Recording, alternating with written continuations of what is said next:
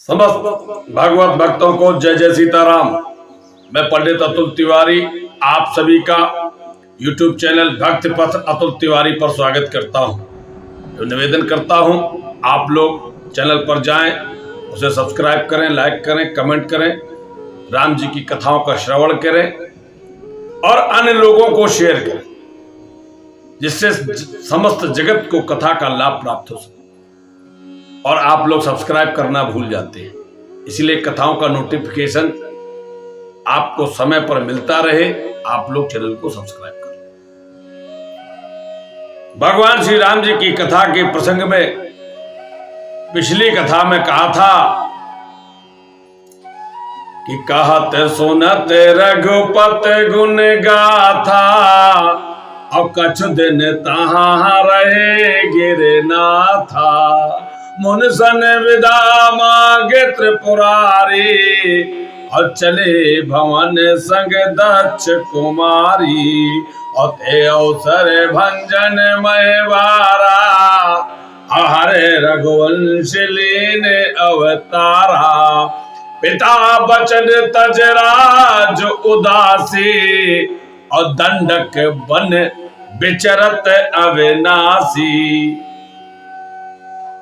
भगवान श्री शंकर जी कथा सुनने के लिए महर्षि अगस्त, जिन्हें कुंभज ऋषि भी कहा जाता है, घट संभव भी जिनका नाम है, ऐसे अनेक प्रकार की सिद्धियों को रखने वाले, और बड़ी ही महिमा है अगस्त जी की। इनकी कथाएं सुनने में भी बड़ा आनंद आता है। ऐसे अगस्त जी के पास भगवान शंकर कथा सुनने के लिए माता सती के साथ पहुंचते और वहां पर कथा होती। जहां दोनों भक्त हों, अप्रतिम भक्त हैं, शंकर जी जैसा कोई नहीं, और अगस्त जी बड़े प्रेमी हैं कथा के, कथा सुनाने में निपुण है। तो शंकर जी श्रोता भी बहुत बड़े हैं, वक्ता भी।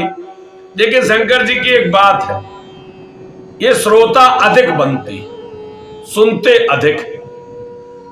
अब यहीं पर एक भावना है, और हम लोगों में वक्ता होने की भावना अधिक होती है। यद्यप यह मानस की रचना भी शंकर जी ने ही की, पर शंकर जी जहां तहां कथा होती तो सुनने पहुंच जाती। चाहे वे काकभूषण जी के पास हो, उनकी कथा सुनने पहुंचते, चाहे वे अगस्त जी की, पर सुनाते बहुत कम है। सुनाते कब है? जब कोई विनय करे, बहुत विनय करे। जैसे माता सती ने, माता पार्वती ने जब बहुत विनय की है, तब कथा सुनाई है।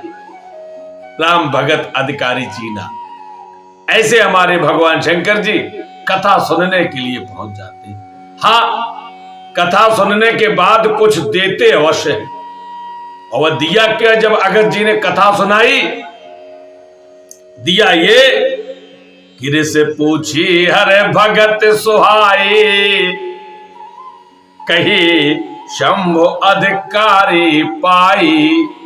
देखिए, अभी हमने क्या कहा था, भगवान शंकर कथा सुनाते बहुत कम है। सुनाते उसी को है जो उस योग्य होता है। सबको सुनाते ही नहीं, सुनते हैं।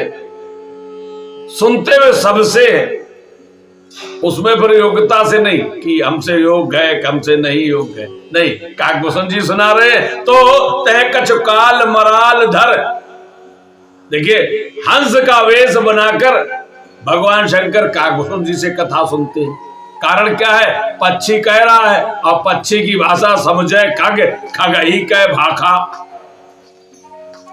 तो पक्षी की भाषा अच्छी तरह पक्षी समझ सकता है। तो भगवान शंकर ने कहा, मैं इस अपने स्वरूप में जाऊंगा तो मुझे पक्षी की भाषा में आनंद कम आएगा। क्या किया जाए? हम भी पक्षी ही बन जाते।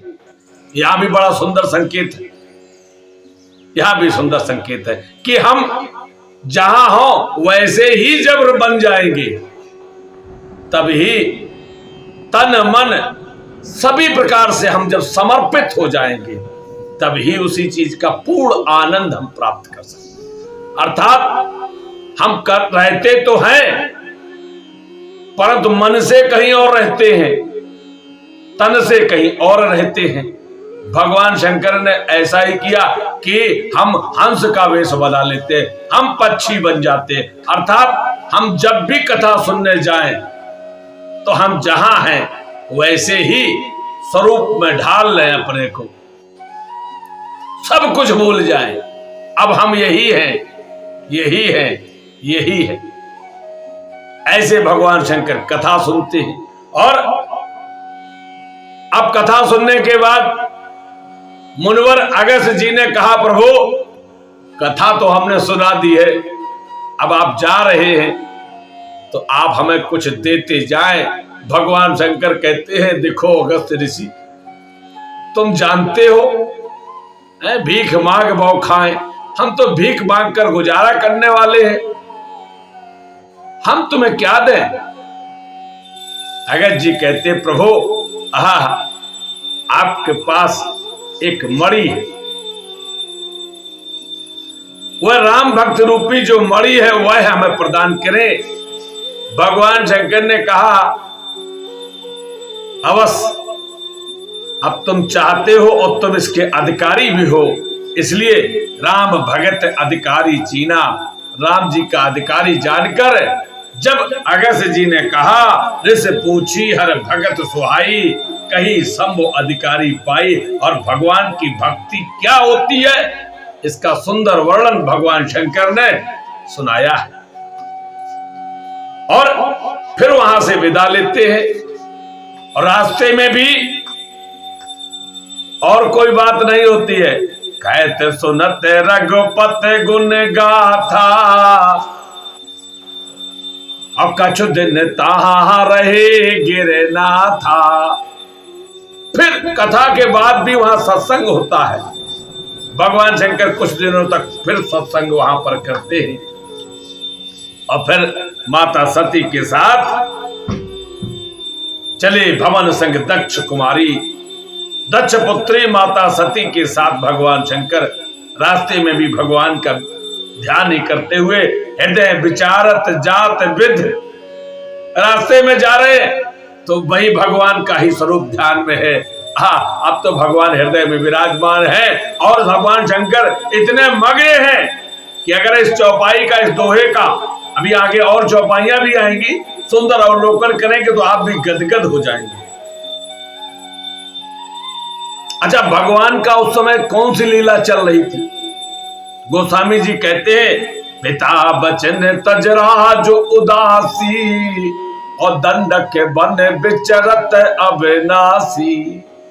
अविनाशी, भगवान श्री राम उस समय जो लीला कर रहे, तो समय क्या था, काल क्या था? काल यह था कि जब भगवान शंकर कथा सुनने के बाद चले हैं तो उस समय भगवान राम वन में माता सीता की खोज में थे। दंडक वन विचरित अविनाशी, माता जानकी का हरण हो चुका था, यह लीला चल रही थी।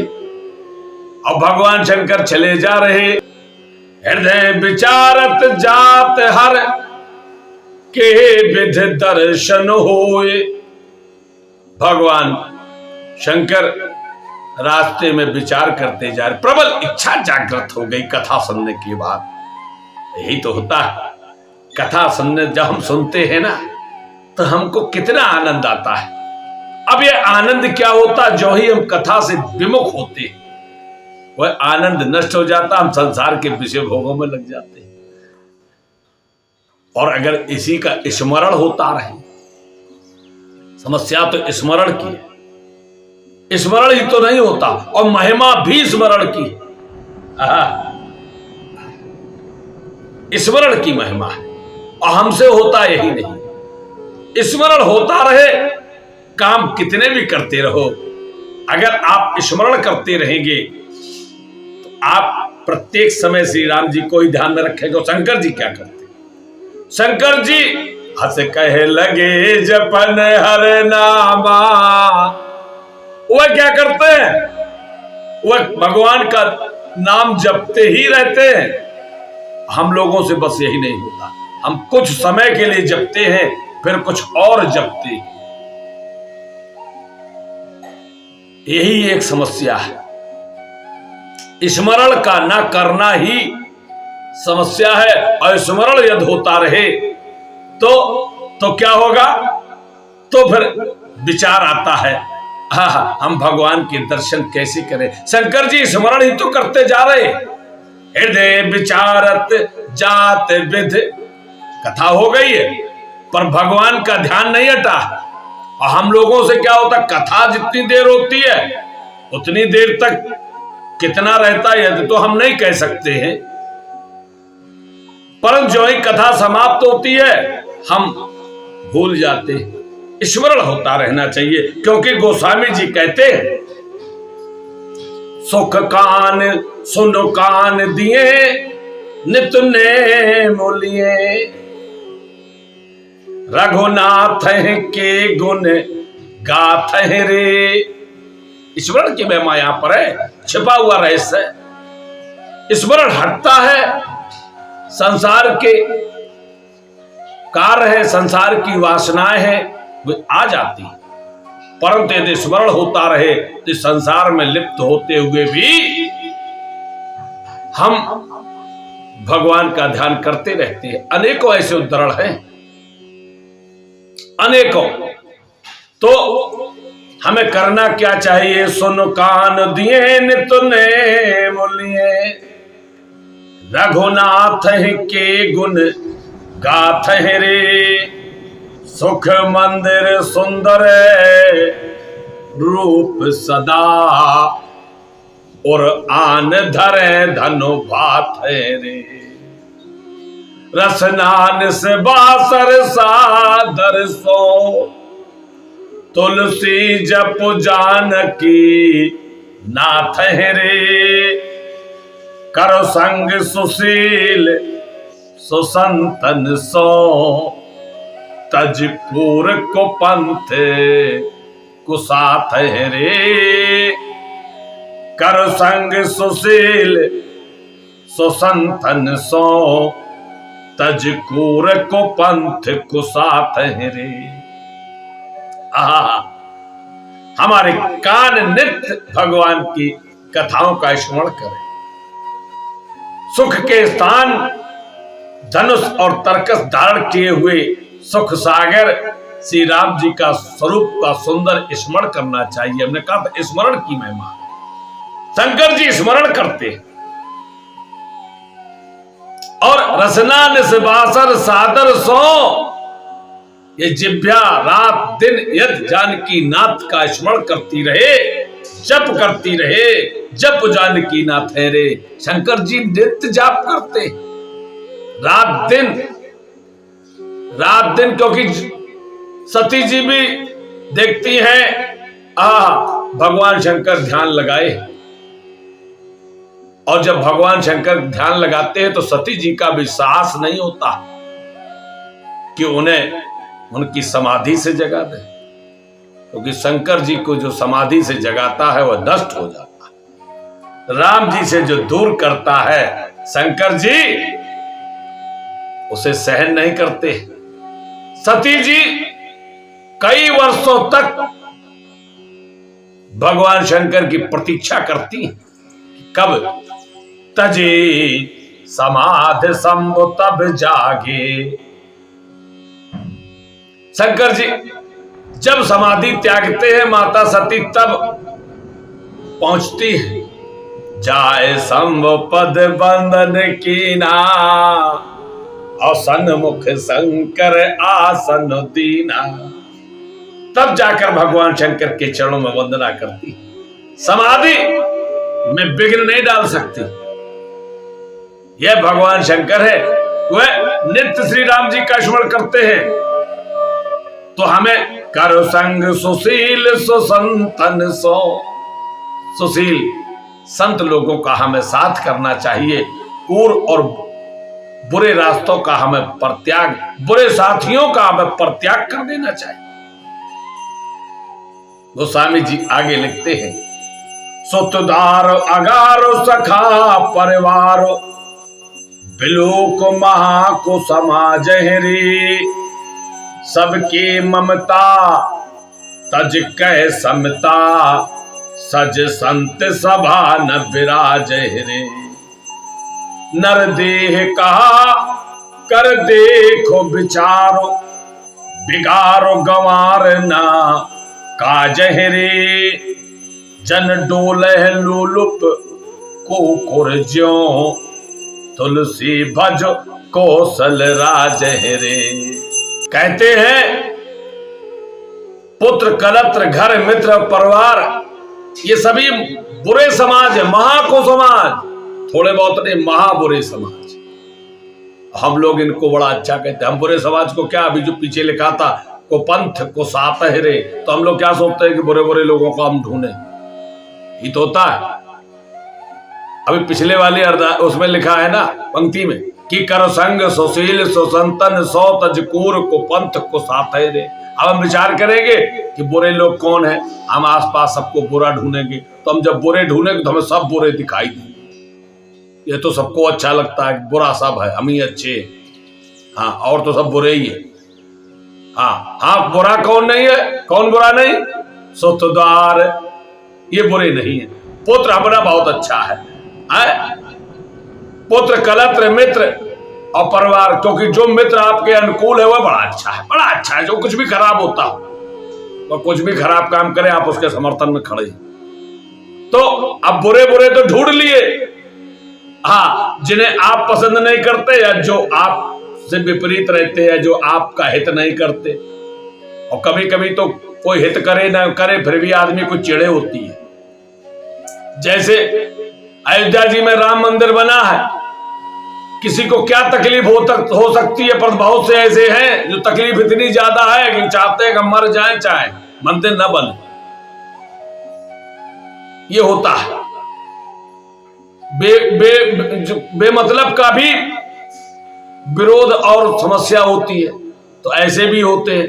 तो अब अपना पुत्र बुरा नहीं लगता, तो दोस्त और गोस्वामी जी कहते हैं कि आप बुरे लोगों को कहां ढूंढ रहे हैं, अरे बुरा समाज तो यही है, सुतदार अगार सखा परिवार, बिलोक महा को समाज है रे। यह महाबुरा समाज है। करना क्या चाहिए इस बुरे समाज को? गोस्वामी जी ने रामचरितमानस में भी लिखा, सबके ममता ताग बटोरी, मम पद मनह बांध बर डोरी। ये जो आपको बड़ा ममता आती ना इन सभी पर, इनकी ममता को इकट्ठा कर लो और एक धागे में बांध लो, बांध करके मेरे चरणों में उस ममता को बांध दो, कल्याण हो जाएगा। और यहां पर भी कहते हैं सबकी ममता तज कह समता, सज संत सभा न विराज रे। अरे तू सबकी ममता का त्याग करके समता धारण करके, अर्थात सिए राम मैं सब जग जानी, सभी को सीताराम में क्यों नहीं जानता है, संतों की सभा में ही क्यों नहीं विराजता।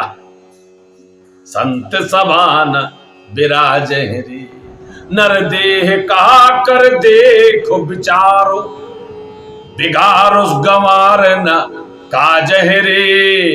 अरे ये नर देह क्या है, विचार करके तो देखो, ये शरीर भगवान ने जो दिया मनुष्य शरीर।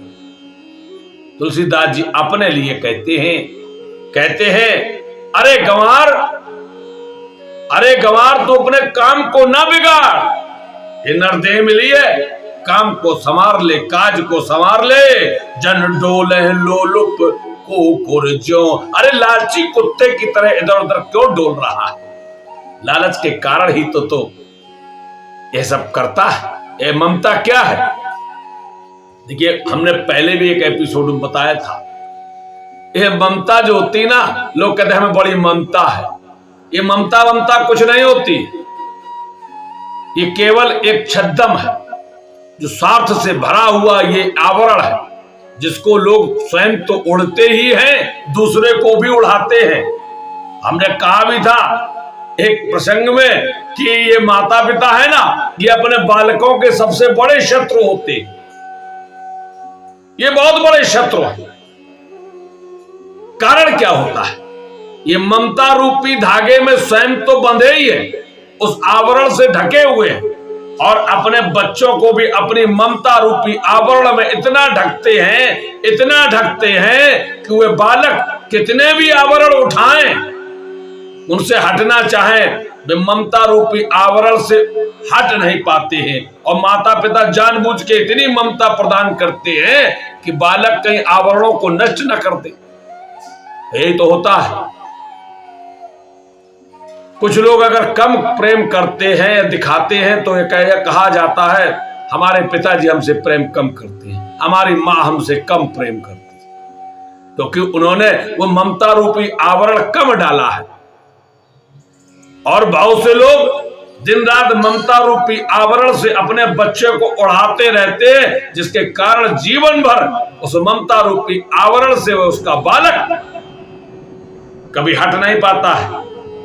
और जब पिता माता मृत्युलोक में चले जाते हैं, मृत्यु को प्राप्त हो जाते हैं, तो वह फिर दुखी हो जाता, क्योंकि ममता रूपी आवरण, और कोई बहुत अधिक भी होता, क्योंकि उतने आवरण है, हटा नहीं पा रहा। यही तो कह रहे जन डोले लोलुप को कुरजो। और कारण क्या है? कारण एक ही है, स्वार्थ। ये लालची कुत्ते की तरह है, यह है कुछ नहीं। ये लालच के कारण ही ममता प्रकट हो रही है।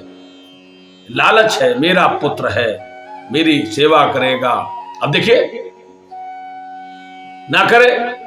आपने ऐसा भी देखा होगा, माता पिता अपने पुत्र को नहीं देते तो पुत्र फिर देखो कितना विरोधी हो जाता है। मैं मुंह तक नहीं देखेगा, घर भी नहीं जाएगा। क्या है? लालच ही तो था। माता पिता तो वही है, सबके एक जैसे होते, परंतु क्यों अलग अलग विरोध है?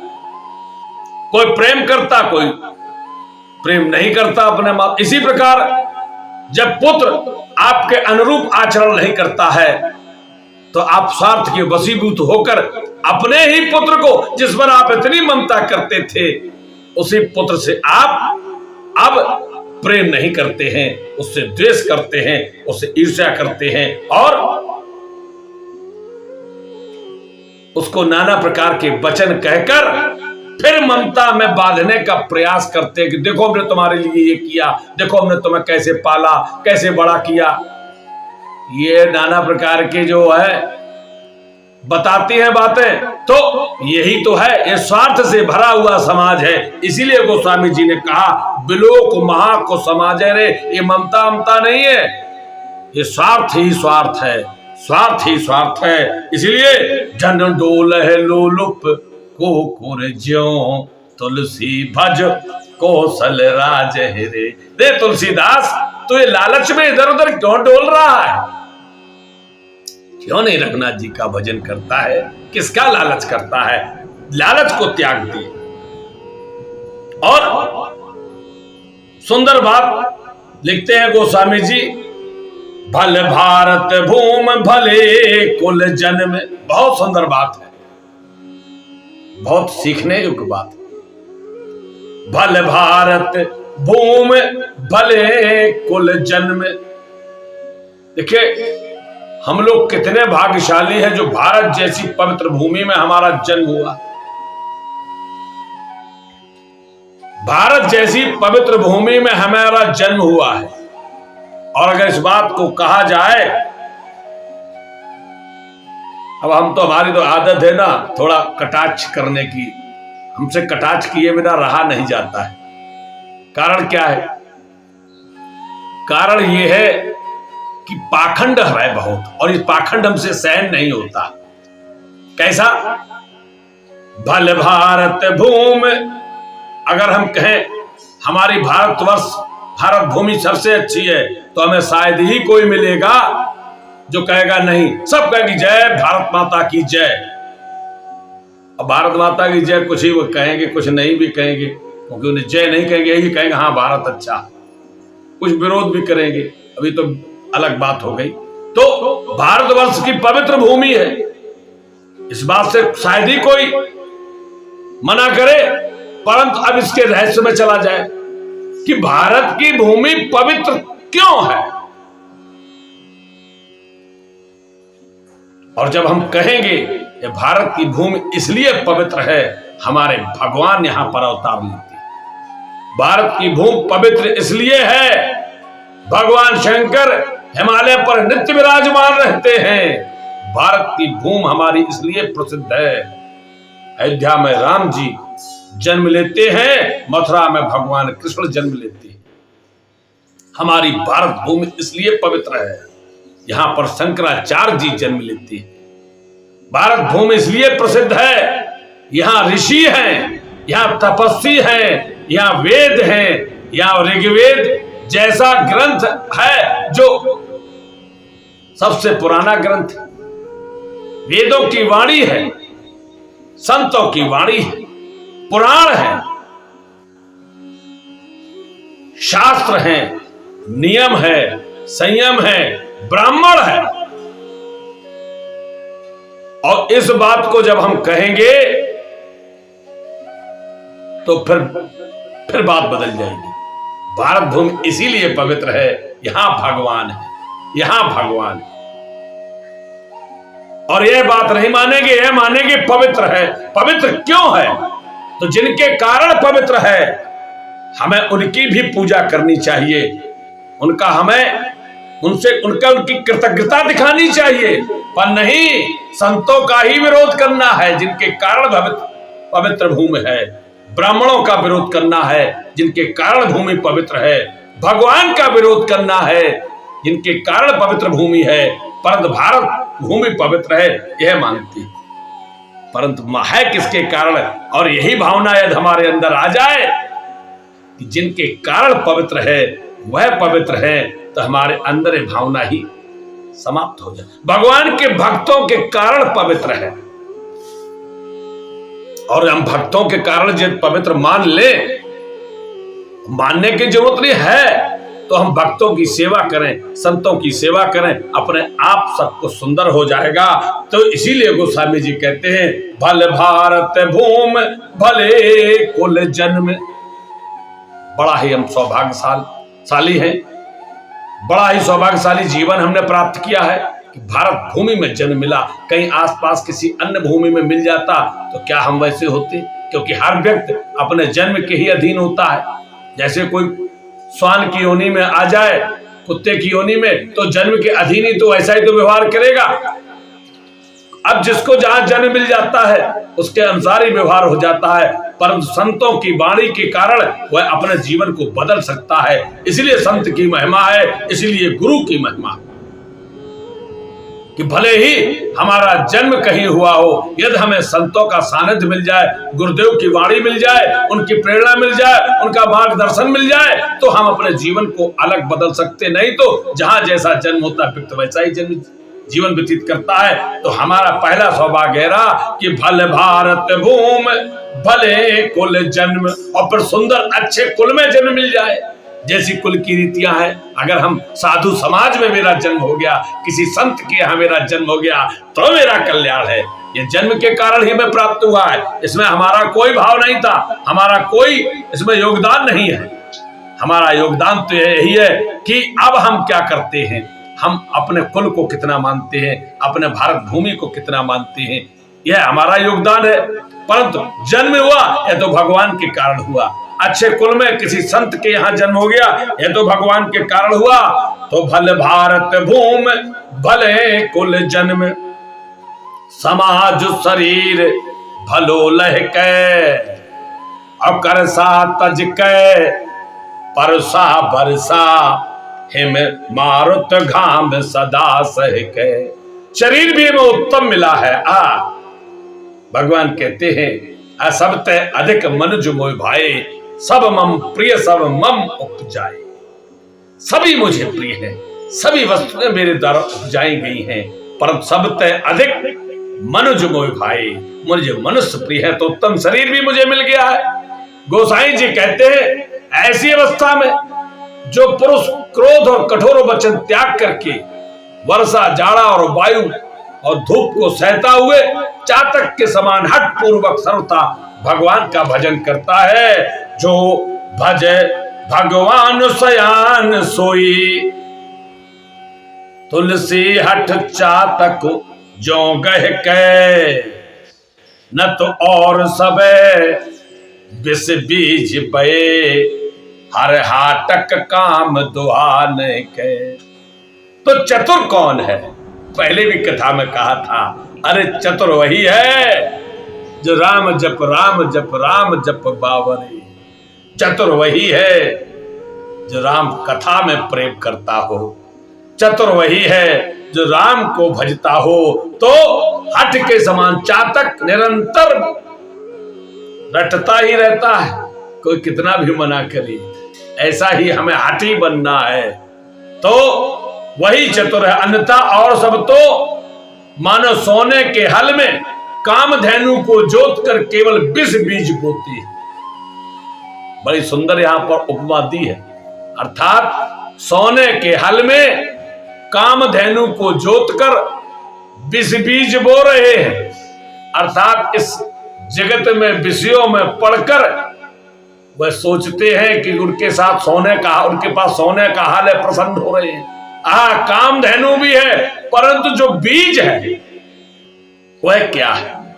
वह विष बीज है। और हमें क्या करना है कि हमें सोने का हल ना हो, कामधेनु भले ही ना हो, परंतु हम जो बीज डालेंगे वह श्रेष्ठ होना चाहिए, क्योंकि बीज की ही महत्ता है। और बीज क्या है? हम यह जन्म पाकर नर समान न कौने देही, और यह साधन धाम मोक्ष कर द्वारा।